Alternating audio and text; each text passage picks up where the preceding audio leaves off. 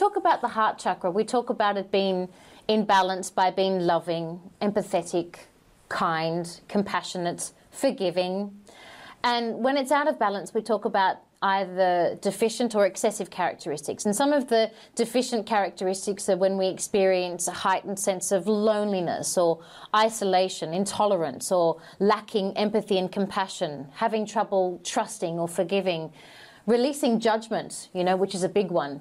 Does this show up in any way in your life? And if so, how do you combat it?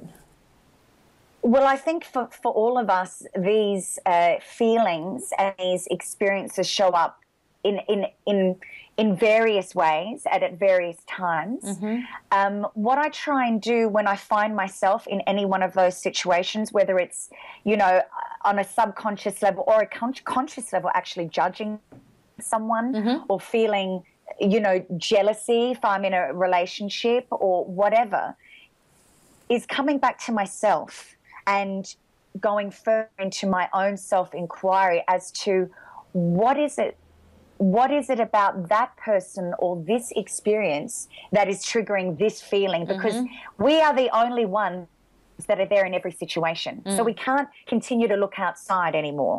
We need to come in and actually own some of our own stuff and work towards finding that compassion within us, finding that understanding for why another might be behaving this way in their life or behaving that way towards us. And I really do feel this is where self-awareness and continuous self-reflection is incredibly important for a balanced life. I agree. I totally agree. I find that I can hiccup in this particular area with the deficient characteristics because, much like yourself, by nature, I'm actually much more introverted than I look. I can come across as being very gregarious when I talk or when I teach, but that's because I'm passionate about what I'm teaching and I feel very comfortable in that environment and with the space that I'm holding. But by nature, I need to have my own time to go back in and replenish my energy.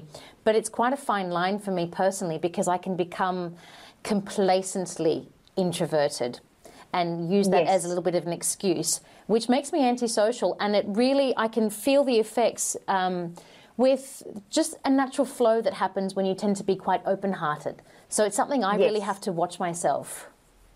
Me too. Yeah. I mean, you know, I'm the same in my workspace and in our workspace with whatever we're doing. We have to be a little bit more extroverted, but I'm the same. I am naturally extremely introvert. And like I was sharing with you before, the definition of an introvert is someone who actually receives replenishment from spending time on their own. Absolutely.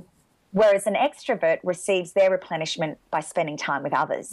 So as you said, it's all the balance. It's knowing when to actually hibernate, but it's also knowing, hey, you know, this might be soul food for me tonight if I go out and see this beautiful film with these people, or go to this intimate gathering with these people over here, but not at the expense of just going to something just for the sake of it.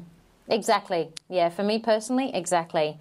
And, you know, when we talk about excessive characteristics, it's when we're prone to codependency, jealousy, and it's really interesting because as a society, we're not taught that there's actually a lot of medicine in jealousy. I say this a lot to my clients.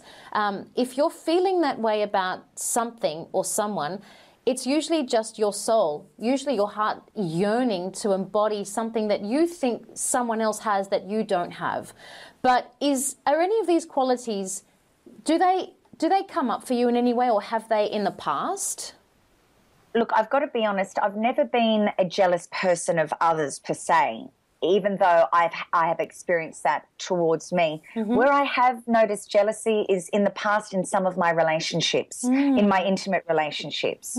So what I've actually had to do is work very, very deeply on self-worth and self-love issues, which is directly related to the heart. Absolutely. So that has been a huge journey for me, and I must say I'll have to test run it the next relationship I get into. Yeah. Because, relationships are the best workshop in town. So you know, I can say to you and to, you know, people that are listening to this that I've done a lot of work around this. I can't tell you at this point whether I've resolved that, even though I feel that I do, until my next relationship. Until that next so test. I'll let you know. I'm sure I'll hear about it.